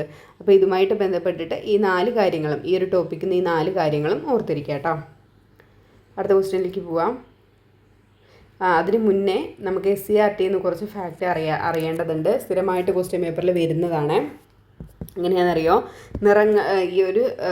നിറങ്ങൾ കൊടുത്തിട്ട് അതിൻ്റെ സവിശേഷത ചോദിക്കും. ഇപ്പോൾ പച്ച എന്തിനെയാണ് സൂചിപ്പിക്കുന്നത്, എന്ത് സവിശേഷതയാണ് സൂചിപ്പിക്കുന്നത്, അങ്ങനെ ചോദിക്കാറുണ്ട്. നമ്മുടെ SCERT ടെക്സ്റ്റ് ബുക്കിൽ കിടക്കുന്നുണ്ട്. നമുക്ക് അതും കൂടെ ഒന്ന് നോക്കാം. മുഴുവനായിട്ടും ചോദിക്കാറില്ല കേട്ടോ, നിറങ്ങൾ മാത്രമാണ് ചോദിക്കാറുള്ളത്. പച്ച എന്തിൻ്റെ സവിശേഷതയാണ്, എങ്ങനെയാണ് സൂചിപ്പിക്കുന്നത്? നൈസർഗിക സസ്യജാലങ്ങളെ സൂചിപ്പിക്കാനാണ് പച്ച ഉപയോഗിക്കുന്നത് കേട്ടോ. ഭൂപടത്തിൽ പച്ച എന്തിനാണ് ഉപയോഗിക്കുന്നത്? നൈസർഗിക സസ്യജാലങ്ങളെ കാണിക്കാൻ വേണ്ടിയിട്ടാണ്. മഞ്ഞയോ കൃഷിയിടങ്ങളെ സൂചിപ്പിക്കുന്നു. മഞ്ഞ എന്തിനെയാണ്? കൃഷിയിടങ്ങളെയാണ് സൂചിപ്പിക്കുന്നത്. ചുവപ്പാണെങ്കിൽ പാർപ്പിടങ്ങൾ, റോഡുകൾ എന്നിവയാണ് സൂചിപ്പിക്കുന്നത്. ചുവപ്പ് എങ്ങനെയാണ്? പാർപ്പിടങ്ങൾ, റോഡുകൾ എന്നിവയെ സൂചിപ്പിക്കുന്നു. കറുപ്പാണെങ്കിലോ തീവണ്ടിപ്പാത, അക്ഷാംശരേഖകൾ, രേഖാംശരേഖകൾ, ടെലിഫോൺ ലൈൻ ഇതിനെയൊക്കെ സൂചിപ്പിക്കാൻ വേണ്ടിയിട്ടാണ് കറുപ്പ് യൂസ് ചെയ്യുന്നത്. ജലാശയങ്ങൾക്ക് പിന്നെ നമുക്കറിയാം നീല യൂസ് ചെയ്യുന്നു. തവിട്ട് ചോദിക്കാറുണ്ട്. ഏതൊക്കെയാണ്? പാറക്കൂട്ടങ്ങൾ, മണൽക്കൂനകൾ, കുന്നുകൾ. എങ്ങനെയാണ്? തവിട്ട് കളർ കൊണ്ടാണ് വിശേഷിപ്പിക്കുന്നത് കേട്ടോ, അടയാളപ്പെടുത്തുന്നത്. പച്ചയാണെങ്കിൽ നൈസർഗിക സസ്യജാലങ്ങൾ, കൃഷിയിടങ്ങൾ ചോദിക്കാറുണ്ട്. മഞ്ഞയാണ് കേട്ടോ കളറ്. കൃഷിയിടം എങ്ങനെയാണ്? മഞ്ഞ കളർ കൊണ്ടാണ് അറിയിക്കുന്നത് കേട്ടോ, അടയാളപ്പെടുത്തുന്നത്. ചുവപ്പാണെങ്കിലോ പാർപ്പിടങ്ങൾ, റോഡുകൾ. കറുപ്പാണെങ്കിൽ തീവണ്ടിപ്പാത, അക്ഷാംശരേഖകൾ, രേഖാംശരേഖകൾ, ടെലിഫോൺ ലൈൻ. നീല നമുക്കറിയാം ജലാശയങ്ങളിലെ നീല തടാക, നീല ജലാശയങ്ങൾ, നീല വെള്ളം. തവിട്ടാണെങ്കിലോ പാറക്കൂട്ടങ്ങൾ, മണൽക്കൂനകൾ, കുന്നുകൾ. അപ്പോൾ ഇത്രയും ഇതുമായിട്ട് ബന്ധപ്പെട്ട് ഓർത്തിരിക്കുക. പിന്നെ ചോദിക്കുന്നതാണ്, നമ്മുടെ രാജ്യത്ത് ഭൂപടങ്ങൾ നിർമ്മിക്കുന്നതിനും പരിശോധിക്കുന്നതിനും പ്രസിദ്ധീകരിക്കുന്നതിനും ചുമതലപ്പെട്ട കേന്ദ്ര സർക്കാർ ഏജൻസി ഏതാണെന്നുള്ളത്. ഏതാണ്? സർവേ ഓഫ് ഇന്ത്യ ആണ് കേട്ടോ. ഒരുപാട് റിപ്പീറ്റ് ചെയ്ത ക്വസ്റ്റ്യൻ ആണ്. നമ്മുടെ രാജ്യത്ത് ഭൂപടങ്ങൾ നിർമ്മിക്കാനും പരിശോധിക്കാനും പ്രസിദ്ധീകരിക്കാനും ഒക്കെ ചുമതലപ്പെട്ട കേന്ദ്ര സർക്കാരിൻ്റെ സ്ഥാപനം അല്ലെങ്കിൽ ഏജൻസി ഏതാണ്? സർവേ ഓഫ് ഇന്ത്യ ആണ് കേട്ടോ. സർവേ ഓഫ് ഇന്ത്യ ഓർത്തിരിക്കണേ, മറന്നുപോകല്ലേ, എഴുതി വെക്കണം. ഇനി എന്താണ് കഡസ്ട്രൽ ഭൂപടങ്ങൾ എന്ന് പറയുന്നത്? നമ്മുടെ SCRTയിൽ കിടക്കുന്നതുകൊണ്ട് എടുത്തതാണ് കേട്ടോ. കഡസ്ട്രൽ ഭൂപടങ്ങൾ പ്രാദേശിക ഭൂസ്വത്തിൻ്റെ പുസ്തകം എന്നർത്ഥമുള്ള കഡസ്റ്റർ എന്ന ഫ്രഞ്ച് പദത്തിൽ നിന്നുമാണ് കഡസ്ട്രൽ എന്ന പദം രൂപപ്പെട്ടിട്ടുള്ളത്. പാടങ്ങൾ, കെട്ടിടങ്ങൾ തുടങ്ങിയവ ഉൾപ്പെടുന്ന ഭൂസ്വത്തുക്കളുടെ അതിരുകൾ, ഉടമസ്ഥാവകാശം എന്നിവ രേഖപ്പെടുത്തി സൂക്ഷിക്കുന്നതിനാണ് ഇത്തരം ഭൂപടങ്ങൾ നിർമ്മിക്കുന്നത്. എന്തിനാണ്? പാടങ്ങൾ, അതുപോലെ തന്നെ കെട്ടിടങ്ങൾ, അതൊക്കെ ഉൾപ്പെടുന്ന ഭൂസ്വത്തുക്കളുടെ അതിരുകൾ, ഉടമസ്ഥാവകാശം എന്നിവ രേഖപ്പെടുത്തി സൂക്ഷിക്കാനാണ് എന്ത് യൂസ് ചെയ്യുന്നത്? ഈ കഡസ്ട്രൽ ഭൂപടങ്ങളൊക്കെ രൂപീകരിച്ചിട്ടുള്ളത്. ഭൂനികുതി കണക്കാക്കാനും ഉടമസ്ഥാവകാശം സൂചിപ്പിക്കാനും ഇവ ഉപയോഗിക്കുന്നു. ഗ്രാമഭൂപടങ്ങളാണ് കഡസ്ട്രൽ ഭൂപടത്തിന് ഉദാഹരണമായിട്ട് വരുന്നത് കേട്ടോ. കഡസ്ട്രൽ ഭൂപടത്തിന് ഉദാഹരണം ഏതാണ്? ഗ്രാമഭൂപടങ്ങളാണ് കേട്ടോ. വില്ലേജ് മാപ്പാണ് ഇതിന് ഉദാഹരണമായിട്ട് എടുത്തിരിക്കുന്നത്. വേറെ എന്തെങ്കിലും കൂടെ എടുക്കുന്നുണ്ടത്? ഭൂനികുതി കണക്കാക്കാനും ഉടമസ്ഥാവകാശം സൂചിപ്പിക്കാനും ഈ കഡസ്ട്രൽ ഭൂപടങ്ങൾ യൂസ് ചെയ്യുന്നുണ്ട് കേട്ടോ. അപ്പോൾ എഴുതി വെക്കണേ, കഡസ്ട്രൽ ഭൂപടങ്ങൾ എന്തിനൊക്കെയാണ് യൂസ് ചെയ്തതെന്ന് എഴുതി വെക്കണേ. ഇനിയുള്ളതാണ് ധരാതലീയ ഭൂപടങ്ങൾ. സമഗ്രമായ ഭൂസർവേയുടെ അടിസ്ഥാനത്തിൽ തയ്യാറാക്കുന്നവയാണ് ധരാതലീയ ഭൂപടങ്ങൾ എന്ന് പറയുന്നത്. വളരെ വിശദമായിട്ടുള്ള ഒരു ഭൂസർവേയുടെ അടിസ്ഥാനത്തിലാണ് ധരാതലീയ ഭൂപടങ്ങൾ തയ്യാറാക്കുന്നത്. പ്രകൃതിദത്തവും മനുഷ്യനിർമ്മിതവുമായ എല്ലാ സവിശേഷതകളെയും വളരെ വിശദമായി ചിത്രീകരിക്കുന്ന ഭൂപടങ്ങളാണ് ധരാതലീയ ഭൂപടം. വളരെ വിശദമായി തന്നെ അതിൽ ചിത്രീകരിക്കും. ഭൂപ്രദേശങ്ങളുടെ ഉയരം, ഭൂപ്രകൃതി, നദികൾ, വനങ്ങൾ, കൃഷിയിടങ്ങൾ, പട്ടണങ്ങൾ, ഗതാഗത വാർത്താവിനിമയ മാർഗങ്ങൾ, ജനവാസ കേന്ദ്രങ്ങൾ തുടങ്ങിയവയെക്കുറിച്ചുള്ള സൂക്ഷ്മമായ വിവരങ്ങൾ ഈ ഭൂപടത്തിൽ ചിത്രീകരിക്കുന്നു. ഇത്രയും പഠിക്കണം കേട്ടോ. ധരാതലീയ ഭൂപടത്തിൽ ഉൾപ്പെട്ടിരിക്കുന്നത് ചോദിച്ചിട്ടുണ്ട് മുന്നേ. എന്തൊക്കെ കാര്യങ്ങളാണ് ഉൾപ്പെട്ടിട്ടുണ്ടാവുക? ഭൂപ്രദേശങ്ങളുടെ ഉയരം അറിയാൻ പറ്റും, ഭൂപ്രകൃതി, അതുപോലെ തന്നെ നദികൾ, വനങ്ങൾ, കൃഷിയിടങ്ങൾ, പട്ടണങ്ങൾ, ഗതാഗത വാർത്താവിനിമയ മാർഗങ്ങൾ, ജനവാസ കേന്ദ്രങ്ങൾ, ഇവയെക്കുറിച്ചൊക്കെ നമുക്ക് എന്ത് ചെയ്യും? ആ ധരാതലീയ ഭൂപടത്തിൽ നിന്ന് നമുക്ക് അറിവ് ലഭിക്കാൻ വേണ്ടിയിട്ട് പറ്റും. അപ്പോൾ ആ ഭാഗത്തു നിന്ന് SCRTയിലുള്ള ഭാഗങ്ങൾ നമ്മൾ കവറാക്കിയിട്ടുണ്ട് കേട്ടോ. നമുക്ക് അടുത്ത ക്വസ്റ്റ്യനിലേക്ക് പോവാം. നിങ്ങൾക്ക് അറിയാത്ത എന്തെങ്കിലും കാര്യങ്ങളുണ്ടെങ്കിൽ ഷോർട്ട് നോട്ടിലേക്ക് എഴുതി വയ്ക്കാൻ വേണ്ടിയിട്ട് ശ്രമിക്കുക കേട്ടോ. താഴെ കൊടുത്തിരിക്കുന്നവയിൽ വിദൂര സംവേദന സാങ്കേതിക വിദ്യയുടെ പ്രയോജനങ്ങൾ എന്തെല്ലാം? സ്ഥിരമായിട്ട് വരുന്നൊരു ടോപ്പിക്കാണ് വിദൂര സംവേദന സാങ്കേതിക വിദ്യ. അതിൻ്റെ പ്രയോജനങ്ങൾ എന്തെല്ലാം എന്നാണ് ചോദിച്ചിരിക്കുന്നത്. ഭൂവിനിയോഗം മനസ്സിലാക്കുന്നതിന് ഉപയോഗിക്കുന്നു, സമുദ്ര പര്യവേഷണത്തിന് ഉപയോഗിക്കുന്നു, വിളകളുടെ വിസ്തൃതി, കീടബാധ എന്നിവയെക്കുറിച്ച് വിവരങ്ങൾ ശേഖരിക്കുന്നതിന് ഉപയോഗിക്കുന്നു, കാലാവസ്ഥാ നിർണ്ണയത്തിന് ഉപയോഗിക്കുന്നു. എന്താണ് ശരിയായിട്ടുള്ള ആൻസർ ഏതാണ്? ഓപ്ഷൻ ഡി ആണ്. എല്ലാം ശരിയാണ്. എനിക്കിതെല്ലാം നിങ്ങൾക്ക് പറഞ്ഞു തരണം, അതാണ് എല്ലാം ഉൾപ്പെടുത്തിയിരിക്കുന്നത്. ഭൂവിനിയോഗം മനസ്സിലാക്കാൻ ഉപയോഗിക്കുന്നുണ്ട്, സമുദ്ര പര്യവേഷണത്തിന് ഉപയോഗിക്കുന്നുണ്ട്. പഠിക്കണം കേട്ടോ ഇതെല്ലാം. വിളകളുടെ വിസ്തൃതി, കീടബാധ എന്നിവയെക്കുറിച്ച് വിവരങ്ങൾ ശേഖരിക്കുന്നതിന് ഉപയോഗിക്കുന്നുണ്ട്. കാലാവസ്ഥാ നിർണ്ണയത്തിന് ഉപയോഗിക്കുന്നുണ്ട്. എന്ത്? വിദൂര സംവേദന സാങ്കേതിക വിദ്യ എന്ന് പറയുന്നത്. ഈ വിദൂര സംവേദന സാങ്കേതിക വിദ്യയെ രണ്ടായിട്ട് തരംതിരിച്ചിട്ടുണ്ട്. ഒന്നാണ് പരോക്ഷ വിദൂര സംവേദനവും, ഒന്നാണ് പ്രത്യക്ഷ വിദൂര സംവേദനവും. പരോക്ഷവും പ്രത്യക്ഷവും. ഈ പരോക്ഷം എന്ന് പറഞ്ഞു കഴിഞ്ഞാൽ നമ്മുടെ സൂര്യൻ്റെ സഹായത്തോടെ നടത്തുന്ന വിദൂര സംവേദനമാണ്. സൗരോർജത്തിൻ്റെ സഹായത്തോടെ നടത്തുന്ന വിദൂര സംവേദനം ഏതാണ്? അത് പരോക്ഷ വിദൂര സംവിധാനമാണ്. ഇനി സംവേദകം പുറപ്പെടുവിക്കുന്ന കൃത്രിമമായ പ്രകാശത്തിൻ്റെ അല്ലെങ്കിൽ ഊർജത്തിൻ്റെ സഹായത്തോടെ നടത്തുന്ന വിദൂര സംവേദനം ഏതാണെന്ന് ചോദിച്ചാൽ അതേതാണ്? അത് പ്രത്യക്ഷ വിദൂര സംവേദനമാണ്. ഒന്നിൻ്റെ സഹായത്തോടെ ചെയ്യുക. അതെന്താണ്? പ്രത്യക്ഷ വിദൂര സംവേദനമാണ്. ഈ സംവേദകം എന്ന് പറയുന്നത് നമ്മുടെ ഈ വിദൂര സംവേദനത്തിലൂടെ ഈ വിവരങ്ങളൊക്കെ ശേഖരിക്കാൻ ഉപയോഗിക്കുന്ന ഉപകരണങ്ങളെയാണ് കേട്ടോ സംവേദകം എന്ന് പറയുന്നത്. ഈ ക്യാമറ, സ്കാനർ ഇതൊക്കെയാണ് അതിന് ഉദാഹരണമായിട്ട് പറയുന്നത്. അപ്പോൾ അത്തരത്തിലുള്ള ഉപകരണങ്ങൾ പുറപ്പെടുവിക്കുന്ന കൃത്രിമമായിട്ടുള്ള പ്രകാശത്തിൻ്റെ അല്ലെങ്കിൽ ഊർജത്തിൻ്റെ സഹായത്തോടെ നടത്തുന്ന വിദൂര സംവിധാനത്തെ എന്തു പറയുന്നു? പ്രത്യക്ഷ വിദൂര സംവിധാനം എന്ന് പറയുന്നു. മറ്റേതാണ്? സൗരോർജത്തിൻ്റെ ഡയറക്റ്റ് സൗരോർജത്തിൻ്റെ സഹായത്തോടെ നടത്തുന്ന വിദൂര സംവേദനമാണ് പരോക്ഷം എന്ന് പറയുന്നത്. ഇനി ഇതിനെ വീണ്ടും ഇതിൻ്റെ പ്ലാറ്റ്ഫോമിൻ്റെ, അതായത് നമ്മൾ ഈ സംവേദകങ്ങൾ സ്ഥാപിച്ചിരിക്കുന്ന പ്രതലത്തിൻ്റെ അടിസ്ഥാനത്തിൽ വീണ്ടും 3ആയിട്ട് തരംതിരിച്ചിട്ടുണ്ട്. ഏതൊക്കെയാണെന്നറിയോ? ഒന്നാമത്തത് ഭൂതല ഛായാഗ്രഹണമാണ് ഒന്നാമത്തത്. രണ്ടാമത്തത് ആകാശീയ വിദൂര സംവേദനം. മൂന്നാമത്തത് ഉപഗ്രഹ വിദൂര സംവേദനം. നമ്മളെ ഈ സംവേദനങ്ങൾ സ്ഥാപിച്ചിരിക്കുന്ന പ്രതലത്തിൻ്റെ അടിസ്ഥാനത്തിൽ വീണ്ടും ഇവയെ 3ആയിട്ട് തരംതിരിച്ചിട്ടുണ്ട്. ഒന്ന് ഭൂതല ഛായാഗ്രഹണം, ഒന്ന് ആകാശീയ വിദൂര സംവേദനം, 3 ഉപഗ്രഹ വിദൂര സംവേദനം. ഇതിൽ കൂടുതലായിട്ടും ചോദിച്ചു കണ്ടിട്ടുള്ളത് ആകാശീയ വിദൂര സംവേദനവും ഉപഗ്രഹ വിദൂര സംവേദനമാണ് കേട്ടോ. അപ്പം നമുക്ക് നോക്കാം. ആകാശീയ വിദൂര സംവേദനം എന്താണത്? ഈ വിസ്തൃതി കുറഞ്ഞ പ്രദേശങ്ങളുണ്ടല്ലോ, താരതമ്യേന വിസ്തൃതി കുറഞ്ഞ പ്രദേശങ്ങളുടെ വിവരശേഖരണത്തിന് ഉപയോഗിക്കുന്ന രീതി ഏതാണ്? അത് ആകാശീയ വിദൂര സംവേദനമാണ് കേട്ടോ. വിസ്തൃതി കുറഞ്ഞ പ്രദേശങ്ങളുടെ വിവരശേഖരണത്തിനായിട്ട് ഉപയോഗിക്കുന്നതാണ് ആകാശീയ വിദൂര സംവേദനം എന്ന് പറയുന്നത്. ഇവിടെ എക്സാമ്പിളായിട്ട് നമ്മുടെ ധരാതലീയ ചിത്രങ്ങളുടെ നിർമ്മാണത്തിന് ഉപയോഗിക്കുന്നത് ഏതാണ്? ആകാശീയ വിദൂര സംവേദനമാണ്. അതായത് വിസ്തൃതി കുറഞ്ഞ പ്രദേശമാകുമ്പോൾ എന്താണ്, നമുക്ക് വളരെ ഡീറ്റെയിൽ ആയിട്ട് കാര്യങ്ങൾ നമുക്ക് എടുക്കാൻ വേണ്ടിയിട്ട് പറ്റും. അപ്പോൾ വിസ്തൃതി കുറഞ്ഞ പ്രദേശങ്ങളുടെ വിവരശേഖരണത്തിന് ഉപയോഗിക്കുന്ന രീതി ഏതാണ്? ആകാശീയ വിദൂര സംവേദനമാണ് കേട്ടോ. ഇനി അതുപോലെ തന്നെയാണ് ഉപഗ്രഹ വിദൂര സംവേദനം. അതെന്താണ്? ഉപഗ്രഹം നമുക്ക് കേൾക്കുമ്പോൾ തന്നെ അറിയാം അല്ലേ? കൃത്രിമ ഉപഗ്രഹങ്ങളെ ഉപയോഗിച്ചിട്ട് വിദൂര സംവേദനം ചെയ്യുന്നതാണ് ഉപഗ്രഹ വിദൂര സംവേദനം എന്ന് പറയുന്നത്. ഈ ഉപഗ്രഹ വിദൂര സംവേദനത്തിനെ വീണ്ടും 2ആയിട്ട് തരംതിരിച്ചിട്ടുണ്ട്.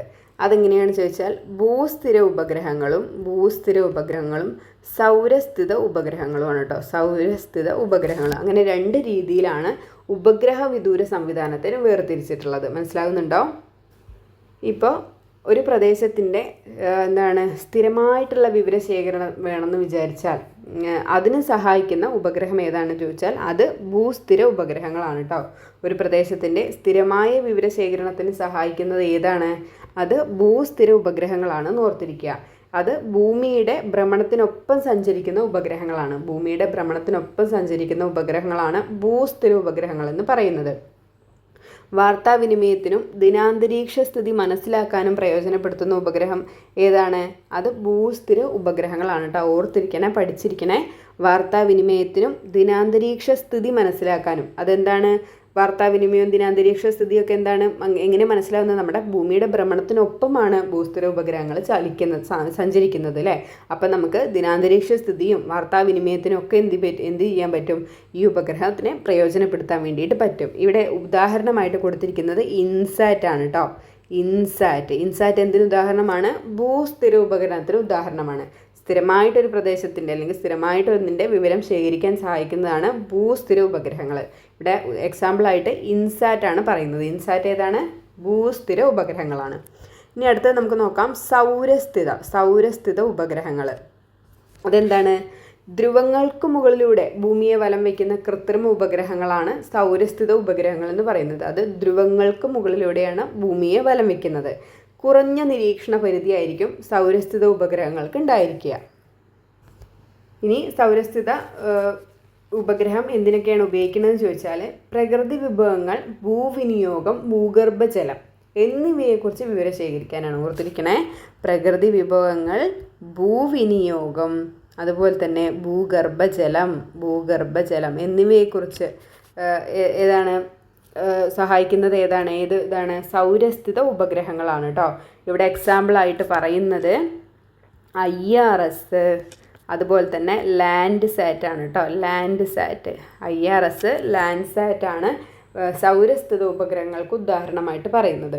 ഇൻസാറ്റ് ആണ് ഭൂസ്ഥിര ഉപഗ്രഹങ്ങൾക്ക് എക്സാമ്പിളായിട്ട് പറയുന്നത്.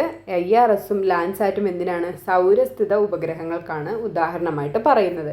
അപ്പോൾ സെറ്റല്ല ഈ ഒരു ഭാഗം. നിങ്ങൾ ഈ ഭാഗം ടച്ച് ചെയ്തിട്ടില്ല എന്നുണ്ടെങ്കിൽ തീർച്ചയായിട്ടും ടച്ച് ചെയ്യണേ. കാരണം ഇത് ഇപ്പോൾ ഒരിടയ്ക്ക് സ്ഥിരമായിട്ട് വന്നുകൊണ്ടിരുന്നൊരു മേഖലയാണ് ഈ വിദൂര സംവിധാനം. അത് തീർച്ചയായിട്ടും ചോദിച്ചുകൊണ്ടിരുന്നത് ഇത് തന്നെയാണ് കേട്ടോ. അവരുടെ പ്രയോജനത്തിൽ പെടാത്തത് ഇപ്പം നമ്മൾ നേരത്തെ പറഞ്ഞ കാര്യങ്ങളൊക്കെ തന്നെയാണ്. എന്തിനു വേണ്ടിയിട്ടാണ് യൂസ് ആക്കുന്നത്, ഈ സാങ്കേതിക വിദ്യയുടെ പ്രയോജനങ്ങൾ, അങ്ങനെയാണ് ക്വസ്റ്റ്യൻ വന്നിട്ടുണ്ടായിരുന്നത്. ഞാൻ അതിൻ്റെ ഡീറ്റെയിലും കൂടെ ജസ്റ്റ് ഒന്ന് പറഞ്ഞു തന്നേ ഉള്ളൂ. അപ്പോൾ അടുത്ത ക്വസ്റ്റ്യനിലേക്ക് പോവാം. ഈ മോക്ക് ടെസ്റ്റിൽ നിങ്ങൾക്ക് അറ്റൻഡ് ചെയ്തിട്ട് നിങ്ങൾക്ക് കിട്ടാത്ത ഭാഗം ഏതാണെന്ന് വെച്ചാൽ ആ ഭാഗം ഏതാണെന്നുണ്ടെങ്കിൽ അപ്പോൾ തന്നെ ഷോർട്ട് നോട്ടിലേക്ക് എഴുതി വെക്കുക കേട്ടോ. പിന്നീട് ഈ ക്ലാസ് കഴിഞ്ഞതിന് ശേഷം ഞാൻ എപ്പോഴും പറയണ പോലെ തന്നെ ആ ഭാഗം കവർ ചെയ്യാൻ വേണ്ടിയിട്ട് ശ്രമിക്കുക കേട്ടോ. അങ്ങനെ തന്നെ നമുക്ക് അത് കവർ ചെയ്താൽ മാത്രം പോരാ, അതിന് റിവിഷൻ കൊടുക്കണം കേട്ടോ. ഈ സൺഡേ ആണ് നമ്മുടെ റിവിഷൻ ഡേ വരുന്നത്, മോക്ക് ടെസ്റ്റ് വരുന്നത് കേട്ടോ. 2 ആഴ്ച കഴിഞ്ഞിട്ടാണ് നമ്മുടെ മോക്ക് ടെസ്റ്റ് നടത്താറുള്ളത്. അപ്പോൾ ഈ സൺഡേ നമ്മുടെ മോക്ക് ടെസ്റ്റിൻ്റെ ദിവസമാണ്. അപ്പോൾ നമുക്ക് അടുത്ത ക്വസ്റ്റ്യനിലേക്ക് പോവാം. 1945 ഒക്ടോബർ 24 നിലവിൽ വന്ന ഐക്യരാഷ്ട്രസഭയുടെ ലക്ഷ്യങ്ങളിൽ പെടുന്നത് ഏതെല്ലാം? സ്ഥിരമായിട്ടുള്ളൊരു ടോപ്പിക്കാണ് ഐക്യരാഷ്ട്രസഭ. 1945 ഒക്ടോബർ 24 ഐക്യരാഷ്ട്രസഭ നിലവിൽ വരുന്നത്. അതിൻ്റെ ലക്ഷ്യങ്ങളിൽ പെടുന്നത് ഏതെല്ലാം എന്നാണ് ചോദിച്ചിരിക്കുന്നത്. ഭാവി തലമുറയെ യുദ്ധഭീതിയിൽ നിന്ന് രക്ഷിക്കുക, ലോക സമാധാനത്തിനും സുരക്ഷിതത്വത്തിനുമായി ഒരുമിക്കുക, മനുഷ്യാവകാശങ്ങളും ചെറുതും വലുതും എന്ന വ്യത്യാസമില്ലാതെ രാജ്യങ്ങളുടെ അവകാശങ്ങളും ഊട്ടിയുറപ്പിക്കുക, അയൽരാജ്യങ്ങൾ തമ്മിൽ സഹിഷ്ണുതയിലും സമാധാനത്തിലും അധിഷ്ഠിതമായ ബന്ധം വളർത്തുക. വേഗം കണ്ടുപിടിച്ചോളൂ, ഏതാണ് ആൻസർ? ഓപ്ഷൻ സി ആണ് ആൻസർ. എല്ലാം ശരിയാണ് കേട്ടോ. ഭാവി തലമുറയെ യുദ്ധഭീതിയിൽ നിന്ന് രക്ഷിക്കുക, ലോക സമാധാനത്തിനും സുരക്ഷിതത്വത്തിനുമായിട്ട് ഒരുമിക്കുക, മനുഷ്യാവകാശങ്ങളും ചെറുതും വലുതും എന്ന വ്യത്യാസമില്ലാതെ രാജ്യങ്ങളുടെ അവകാശങ്ങളും ഊട്ടിയുറപ്പിക്കുക, അയൽരാജ്യങ്ങൾ തമ്മിൽ സഹിഷ്ണുതയിലും സമാധാനത്തിലും അധിഷ്ഠിതമായിട്ടുള്ളൊരു ബന്ധം വളർത്തുക. ഇത്രയുമാണ് ഐക്യരാഷ്ട്രസഭയുടെ ലക്ഷ്യങ്ങളായിട്ട് പറയുന്നത് കേട്ടോ. ഇതിൽ കുറച്ചും കൂടെ കൂടുതലുണ്ട്, നിങ്ങൾ ആ ടോപ്പിക്ക് കവർ ചെയ്യുമ്പോൾ മനസ്സിലാവുക. ചോദിച്ച് കാണുന്നത് ഇത്രയും ലക്ഷ്യങ്ങളാണ് കേട്ടോ. ഇതിൽ പെടാത്തത് ഏത്, പെടുന്ന ഏത്, അതാണ് എടുത്തിരിക്കുന്നത്. അപ്പോൾ നമ്മൾ പറഞ്ഞു ഐക്യരാഷ്ട്രസഭ എന്നാണ് നിലവിൽ വന്നത്, കൊടുത്തിട്ടുണ്ട് അല്ലേ. 1945 ഒക്ടോബർ 24 ഐക്യരാഷ്ട്രസഭ നിലവിൽ വരുന്നത്. 1945 ഒക്ടോബർ 24. എവിടെയാണ് ആസ്ഥാനം? ആസ്ഥാനം ന്യൂയോർക്ക് മാൻഹട്ടൻ ആണ് കേട്ടോ. ന്യൂയോർക്കിലുള്ള മാൻഹട്ടനാണ്. യൂറോപ്യൻ ആസ്ഥാനം ചോദിക്കാറുണ്ട്. അതെവിടെയാണ്? ജനീവയാണ്. യൂറോപ്യൻ ആസ്ഥാനം എവിടെയാണ്? ജനീവയാണ്. ആസ്ഥാനം എവിടെയാണെന്ന് ചോദിച്ചാൽ അത് ന്യൂയോർക്ക് മാൻഹട്ടനാണ്. സ്ഥിരമായിട്ട് ചോദിക്കാറുണ്ട് അംഗസംഖ്യ എത്രയാണ്? യുഎൻഒയുടെ അംഗസംഖ്യ എത്രയാണ്? എത്രയാണ്? 193 കേട്ടോ. 193. UN അവസാനം അംഗമായിട്ടുള്ളത് എന്ന് പറഞ്ഞാൽ ദക്ഷിണ സുഡാനാണ്. 2011 UN അംഗമാകുന്നത് കേട്ടോ. പിന്നെ ചോദിക്കുന്നതാണ് നിലവിലെ നമ്മുടെ UN സെക്രട്ടറി ജനറൽ. അത് നിലവിൽ ആരാണ്? അന്റോണിയോ ഗുട്ടറസ് തന്നെയാണ് കേട്ടോ. അന്റോണിയോ ഗുട്ടറസ് നമ്മുടെ UN സെക്രട്ടറി ജനറൽ ആരാണ് ചോദിച്ചാൽ ആരാണ്? അന്റോണിയോ ഗുട്ടറസ് ആണ് കേട്ടോ. എത്രാമതാണെന്നും കൂടെ പഠിച്ചിരുന്നോ? 9ാമത്താണ് കേട്ടോ. നയൻത്ത് സെക്രട്ടറി ജനറലാണ്, UN-ൻ്റെ 9th സെക്രട്ടറി ജനറലാണ് അന്റോണിയോ ഗുട്ടറസ് എന്ന് പറയുന്നത്. Antonio Guterres. അദ്ദേഹം പോർച്ചുഗീസുകാരനാണ് കേട്ടോ. ചോദിച്ചിട്ടുണ്ട് അദ്ദേഹം ഏത് രാജ്യക്കാരനാണ് ചോദിച്ചിട്ടുണ്ട്. അദ്ദേഹം പോർച്ചുഗീസുകാരനാണ്, പോർച്ചുഗലിൽ നിന്നുള്ള വ്യക്തിയാണ്. അപ്പോൾ ഇത്രയും കാര്യങ്ങൾ ഓർത്തിരിക്കുക കേട്ടോ. ഇനി ഈ ഐക്യരാഷ്ട്ര സംഘടന എന്ന ആശയം ആദ്യമായിട്ട് മുന്നോട്ട് വെച്ചൊരു വ്യക്തിയുണ്ട്. അതാരാണെന്നറിയോ? ഐക്യരാഷ്ട്ര സംഘടന എന്ന ആശയം ആദ്യമായിട്ട് മുന്നോട്ട് വെച്ച വ്യക്തി അത് ഫ്രാങ്ക്ലിൻ റൂസ്വെൽറ്റ് ആണ് കേട്ടോ. ഫ്രാങ്ക്ലിൻ റൂസ്വെൽറ്റ് ആണ് ഐക്യരാഷ്ട്ര സംഘടന എന്ന ആശയം ആദ്യമായിട്ട് മുന്നോട്ട് വെച്ച വ്യക്തി. നമ്മുടെ UN-ൻ്റെ പതാക നിറം കൂടെ ചോദിക്കാറുണ്ട്. ഏതാണ്? ഇളം നീലയാണ് കേട്ടോ. ഇളം നീലയാണ്. ഈ പതാക നിലവിൽ വന്നത് 1947 ഒക്ടോബർ 20-നാണ്. അതും കൂടെ ഓർത്തിരിക്കുക കേട്ടോ. ഇളം നീലയാണ് UN-ൻ്റെ പതാകയുടെ കളർ എന്ന് പറയുന്നത്. പതാക നിലവിൽ വന്നത് എന്നാണ്? 1947 ഒക്ടോബർ 20-നാണ്. ഇനി നമ്മൾ നോക്കാം ഇന്ത്യയും ഐക്യരാഷ്ട്രസഭയും തമ്മിലുള്ള ബന്ധം. ഇന്ത്യ UN ചാർട്ടറിൽ ഒപ്പുവെച്ചത് എന്നാണ് ചോദിച്ചിട്ടുണ്ട്. സ്റ്റേറ്റ്മെൻറ്റ് ടൈപ്പിൽ വന്നിട്ടുണ്ട്. എന്താണ് UN ചാർട്ടർ എന്ന് പറഞ്ഞാൽ എന്താണെന്ന് അറിയില്ലേ? നമ്മുടെ UN-ൻ്റെ ലക്ഷ്യങ്ങളും ഈ അംഗരാജ്യങ്ങളുടെ അവകാശങ്ങളും കടമകളും ഒക്കെ പ്രതിപാദിക്കുന്ന ഔദ്യോഗിക രേഖയാണ് ചാർട്ടർ UN ചാർട്ടർ എന്ന് പറയുന്നത് കേട്ടോ. UN-ൻ്റെ ലക്ഷ്യങ്ങളും അതിലെ അംഗരാജ്യങ്ങളുടെ അവകാശങ്ങളും കടമകളും ഒക്കെ ഉണ്ടാകും. അങ്ങനെയുള്ളൊരു ഔദ്യോഗിക രേഖയാണ് ഈ ചാർട്ടർ എന്ന് പറയുന്നത് കേട്ടോ. അപ്പോൾ ഇന്ത്യ ഈ UN ചാർട്ടറിൽ ഒപ്പുവെച്ചത് എന്നാണെന്ന് ചോദിക്കാറുണ്ട്. സ്റ്റേറ്റ്മെൻറ്റ് ടൈപ്പിൽ വന്നിട്ടുണ്ട്. എന്താണ്? ഇമ്പോർട്ടൻ്റ് ആണ്. 1945 ജൂൺ 26-നാണ് കേട്ടോ. ജൂൺ 26-നാണ് ഇന്ത്യ UN ചാർട്ടറിൽ ഒപ്പുവെക്കുന്നത്. ഇന്ത്യ UN ചാർട്ടറിൽ ഒപ്പുവെക്കുന്നത് എന്നാണ്? 1945 ജൂൺ 26-ആണ് കേട്ടോ. ഇന്ത്യക്ക് വേണ്ടിയിട്ട് UN ചാർട്ടറിൽ ഒപ്പുവെച്ചത് രാമസ്വാമി മുതലിയാറായിരുന്നു കേട്ടോ. രാമസ്വാമി മുതലിയാറായിരുന്നേ. ഇന്ത്യക്ക് വേണ്ടിയിട്ട് 1945 ജൂൺ 26-ന് UN ചാർട്ടറിൽ ഒപ്പുവെച്ചത് രാമസ്വാമി മുതലിയാറായിരുന്നു. ഇന്ത്യ UN-ൽ ഔദ്യോഗികമായിട്ട് അംഗമായതും കൂടെ ഓർത്തിരിക്കുക. 1945 ഒക്ടോബർ 30. ചാർട്ടറിൽ ഒപ്പുവെച്ചത് എന്നാണ്? ജൂൺ 26-ആണ്. 1945 ജൂൺ 26-നാണ് ചാർട്ടറിൽ ഒപ്പുവെക്കുന്നത്. ശേഷം 1945 ഒക്ടോബർ 30-ന് UN-ൽ ഇന്ത്യ ഔദ്യോഗികമായിട്ട് അംഗമായി. UN-ൽ അംഗമാകുന്ന 29ാമത്തെ രാജ്യമാണ് ഇന്ത്യ എന്ന് പറയുന്നത് കേട്ടോ. UN-ൽ അംഗമാകുന്ന 29ാമത്തെ രാജ്യമാണ് ഇന്ത്യ എന്ന് പറയുന്നത്. ഇനി UN-ൻ്റെ ഔദ്യോഗിക ഭാഷയും കൂടെ ഒന്ന് അറിഞ്ഞിരിക്കുക. 6 എണ്ണമാണ് കേട്ടോ. UN-ൻ്റെ ഔദ്യോഗിക ഭാഷകളുടെ എണ്ണം എന്ന് പറയുന്നത് 6 എണ്ണമാണ്. നമ്മുടെ ഇന്ത്യയുമായിട്ട് ബന്ധപ്പെട്ടുള്ള ഈ 2 വർഷങ്ങൾ ഓർത്തിരിക്കണം കേട്ടോ. പിന്നെ ചോദിക്കാറുണ്ട് UN-ൻ്റെ ഏറ്റവും വലിയ ഘടകം ഏതാണെന്ന് ചോദിക്കാറുണ്ട്. ഏതാണ്? അത് പൊതുസഭയാണ് കേട്ടോ. പൊതുസഭ. ഇവിടെ പൊതുസഭ എന്ന് പറയുമ്പോൾ നമ്മളിവിടെ ഒരാളെ അറിഞ്ഞിരിക്കണം. പൊതുസഭയുടെ പ്രസിഡൻ്റ് ആകുന്ന ആദ്യ വനിത അതാരാണ്? നമ്മുടെ UN പൊതുസഭയുടെ പ്രസിഡൻ്റ് ആകുന്ന ആദ്യത്തെ ഇന്ത്യൻ അതാരാണ്? വിജയലക്ഷ്മി പണ്ഡിറ്റാണ് കേട്ടോ. വിജയലക്ഷ്മി പണ്ഡിറ്റാണ്. ഓർത്തിരിക്കണേ, മറന്നു പോകരുത്. പൊതുസഭ പറയുമ്പോൾ നമ്മൾ എന്തായാലും അറിഞ്ഞിരിക്കേണ്ടതാണ്.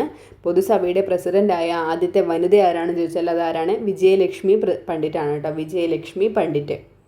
അപ്പോൾ ഐക്യരാഷ്ട്രസഭയുമായിട്ട് അത്രയും കാര്യങ്ങൾ ഓർത്തിരിക്കണേ. പ്രത്യേകിച്ച് നമ്മുടെ ഇന്ത്യയുമായിട്ട് ബന്ധപ്പെട്ടുള്ള 2 വർഷങ്ങൾ അത് സ്റ്റേറ്റ്മെൻറ്റ് ടൈപ്പിൽ വന്നിട്ടുള്ളതാണ്. നമുക്കിവിടെ ഒരു ക്വസ്റ്റ്യൻ നോക്കാവേ. 1945 ഒക്ടോബർ 24-ന് നിലവിൽ വന്ന ഐക്യരാഷ്ട്ര സംഘടനയുടെ ലക്ഷ്യങ്ങളിൽ നിന്ന് ശരിയായവ തിരഞ്ഞെടുക്കാനാണ് പറഞ്ഞിരിക്കുന്നത്. ഇവിടെ നോക്കൂ. ഭാവി തലമുറയെ യുദ്ധത്തിൽ നിന്ന് രക്ഷിക്കുക, ദേശീയ ന്യൂനപക്ഷങ്ങളുടെ പ്രശ്നങ്ങൾ പരിഹരിക്കുക, ലോകജനതയുടെ സാമൂഹ്യ സാമ്പത്തിക പുരോഗതി ഉറപ്പുവരുത്തുക, മനുഷ്യൻ്റെ മൗലികാവകാശങ്ങൾ ഉറപ്പുവരുത്തുക. ഇതിലേതാണ് ആൻസർ? വേഗം കണ്ടുപിടിച്ചേ. ഓപ്ഷൻ ഡി ആണ് ആൻസർ. 1, 3, 4 ആൻസറായിട്ട് വരുന്നത്. ദേശീയ ന്യൂനപക്ഷങ്ങളുടെ പ്രശ്നങ്ങൾ പരിഹരിക്കുക എന്നുള്ളത് ഐക്യരാഷ്ട്ര സംഘടനയുടെ ലക്ഷ്യങ്ങളിൽ പെടുന്നില്ല കേട്ടോ. ഭാവി തലമുറയെ യുദ്ധത്തിൽ നിന്ന് രക്ഷിക്കുക, ലോകജനതയുടെ സാമൂഹ്യ സാമ്പത്തിക പുരോഗതി ഉറപ്പുവരുത്തുക, മനുഷ്യൻ്റെ മൗലികാവകാശങ്ങൾ ഉറപ്പുവരുത്തുക. ഇത്രയുമാണ് ഐക്യരാഷ്ട്ര സംഘടനയുടെ ലക്ഷ്യങ്ങളായിട്ട് പറയുന്നത്. പിന്നെ നമുക്ക് അടുത്ത ക്വസ്റ്റ്യനിലേക്ക് പോയാലോ. മിശ്ര സമ്പദ് വ്യവസ്ഥയുമായിട്ട് ബന്ധപ്പെടുന്ന പ്രസ്താവന ഏത്? പൊതുമേഖലയ്ക്ക് പ്രാധാന്യം, സ്വകാര്യ മേഖലയ്ക്ക് പ്രാധാന്യം. മിശ്ര സമ്പദ് വ്യവസ്ഥയുമായി ബന്ധപ്പെടുന്ന പ്രസ്താവന ഏതാണ്? ഓപ്ഷൻ സി ആണ്. 2 ആണ് കേട്ടോ. പൊതുമേഖലയ്ക്കും പ്രാധാന്യമുണ്ട്, സ്വകാര്യ മേഖലയ്ക്കും പ്രാധാന്യമുണ്ട്. ഇത് വേറൊരു രീതിയിൽ ചോദിച്ചിട്ടുണ്ട്. 2 വട്ടം ചോദിച്ചിട്ടുണ്ട്. സ്വാതന്ത്ര്യാനന്തരം ഇന്ത്യ സ്വീകരിച്ച സമ്പദ് വ്യവസ്ഥ ഏത് എന്നുള്ളത്. ഈ ക്വസ്റ്റ്യൻ പേപ്പറൊക്കെ അനലൈസ് ചെയ്യുന്നവർക്ക് പെട്ടെന്ന് കത്തും ഈ ക്വസ്റ്റ്യൻ വന്നിട്ടുണ്ട് എന്നുള്ളത്. സ്വാതന്ത്ര്യാനന്തരം ഇന്ത്യ സ്വീകരിച്ച സമ്പദ് വ്യവസ്ഥ ഏതാണ്? മിശ്ര സമ്പദ് വ്യവസ്ഥയാണ്. അങ്ങനെയാണ് ക്വസ്റ്റ്യൻ വന്നിട്ടുള്ളത്. ഈ മിശ്ര സമ്പദ് വ്യവസ്ഥയുടെ പിതാവ് ആരാണ്? ആഡം സ്മിത്ത് ആണ് കേട്ടോ. Adam Smith. ഈ മിശ്ര സമ്പദ് വ്യവസ്ഥ എന്ന് പറയുന്നത് നമ്മുടെ ഉൽപ്പാദന വിതരണ മേഖലകളിൽ മുതലാളിത്തത്തിൻ്റെയും സോഷ്യലിസത്തിൻ്റെയും പ്രത്യേകതകൾ ഉൾക്കൊള്ളുന്ന ഒരു സമ്പദ് വ്യവസ്ഥയാണ് കേട്ടോ മിശ്ര സമ്പദ് വ്യവസ്ഥ എന്ന് പറയുന്നത്. അതുകൊണ്ടാണ് സ്വാതന്ത്ര്യാനന്തരം ഇന്ത്യ മിശ്ര സമ്പദ് വ്യവസ്ഥ സ്വീകരിച്ചത് കേട്ടോ. ആരാണ് പിതാവ്? ആഡം സ്മിത്ത് ആണ് മിശ്ര സമ്പദ് വ്യവസ്ഥയുടെ പിതാവ് എന്ന് പറയുന്നത്. പൊതുമേഖലയ്ക്കും പ്രാധാന്യമുണ്ട്, സ്വകാര്യ മേഖലയ്ക്കും പ്രാധാന്യമുണ്ട്. അടുത്ത ക്വസ്റ്റ്യൻ നോക്കാം.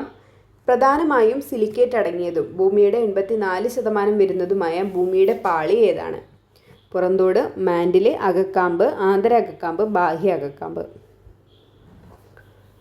ഓപ്ഷൻ ബി മാൻഡിലാണ് കേട്ടോ. ഇവിടെ അപ്പോൾ നമ്മൾ നേരത്തെ മുന്നേ ചർച്ച ചെയ്തു അല്ലേ, പ്രധാനമായിട്ടും സിലിക്കേറ്റ് അടങ്ങിയത് ഭൂമിയുടെ 84% വരുന്ന പാളി ഏതാണ്? മാൻഡിലാണ്.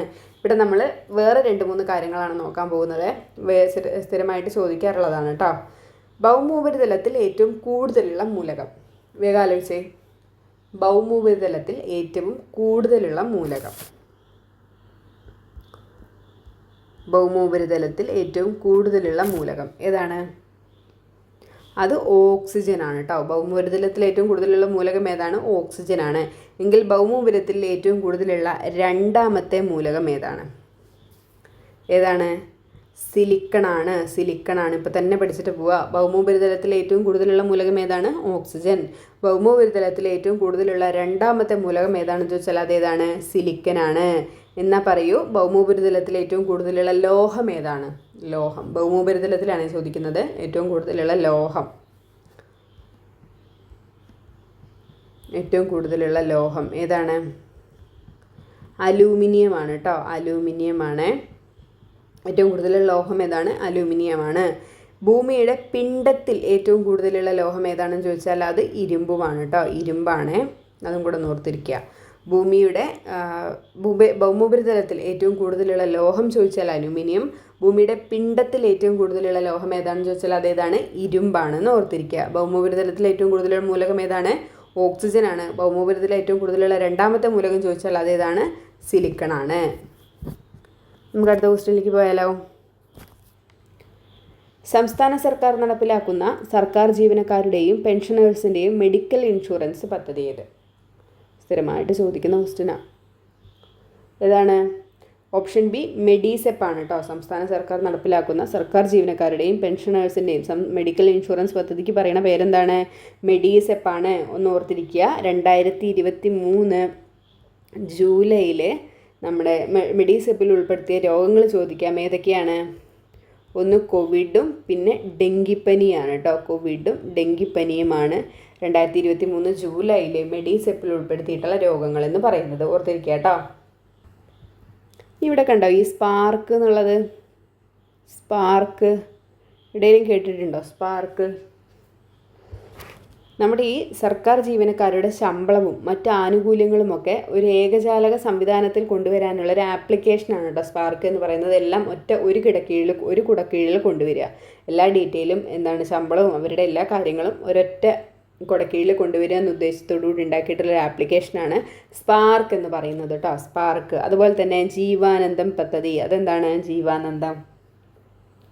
ഈ സർക്കാർ ഉദ്യോഗസ്ഥർ വിരമിച്ച ശേഷം മാസം തോറും ഒരു നിശ്ചിത തുക ലഭ്യമാക്കുന്ന കേരള ഗവൺമെൻറ്റിൻ്റെ പദ്ധതിയാണ് ജീവാനന്ദം എന്ന് പറയുന്നത് കേട്ടോ. സർക്കാർ ജോലിക്കാർ വിരമിച്ചതിന് ശേഷം എല്ലാ മാസവും ഒരു നിശ്ചിത തുക, ഒരു നിശ്ചിത എമൗണ്ട് അവർക്ക് ലഭ്യമാകുന്ന നമ്മുടെ കേരള ഗവൺമെൻറ്റിൻ്റെ ഒരു പദ്ധതിയാണ് ജീവാനന്ദം എന്ന് പറയുന്നത്.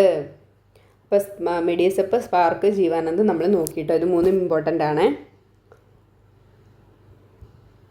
അപ്പോൾ ഇന്നത്തെ ക്ലാസ്സിൽ നമ്മൾ 10 ക്വസ്റ്റ്യൻസാണ് എടുത്തത്. 10 ക്വസ്റ്റ്യൻസിൻ്റെ കുറച്ചൊക്കെ ഡീറ്റെയിൽ നമ്മൾ പഠിച്ചിട്ടുണ്ട്. SCRT നമ്മൾ നോക്കിയിട്ടുണ്ട്. ഇതെല്ലാം ഞാൻ ഈ പറഞ്ഞതെല്ലാം ഇമ്പോർട്ടൻ്റ് ഭാഗങ്ങളാണ് കേട്ടോ. ഈ ടോപ്പിക്കിൽ ഏതെങ്കിലും ഒരു ടോപ്പിക്ക് നിങ്ങൾ കവറാക്കാനുണ്ടെങ്കിൽ നിങ്ങൾ എഴുതി വെച്ചിട്ട് ഇന്ന് തന്നെ പഠിച്ചിട്ട് തന്നെ പോവാം കേട്ടോ. പറ്റുകയാണെങ്കിൽ അതുമായിട്ട് റിലേറ്റഡ് ആയിട്ടുള്ള ക്വസ്റ്റ്യൻസും കൂടെ അറ്റൻഡ് ചെയ്യാൻ വേണ്ടിയിട്ട് ശ്രമിക്കുക. അപ്പോൾ ക്ലാസ് എല്ലാവർക്കും യൂസ്ഫുൾ ആവുമെന്ന് വിചാരിക്കുന്നു. യൂസ്ഫുൾ ആയി എന്ന് തോന്നുകയാണെങ്കിൽ ഒന്ന് ലൈക്ക് ചെയ്യാനും നിങ്ങളുടെ അഭിപ്രായങ്ങൾ കമൻറ്റ് ചെയ്യാനും മറക്കരുത് കേട്ടോ. വീണ്ടും നമുക്ക് അടുത്ത ക്ലാസ്സിൽ കാണാവേ. താങ്ക്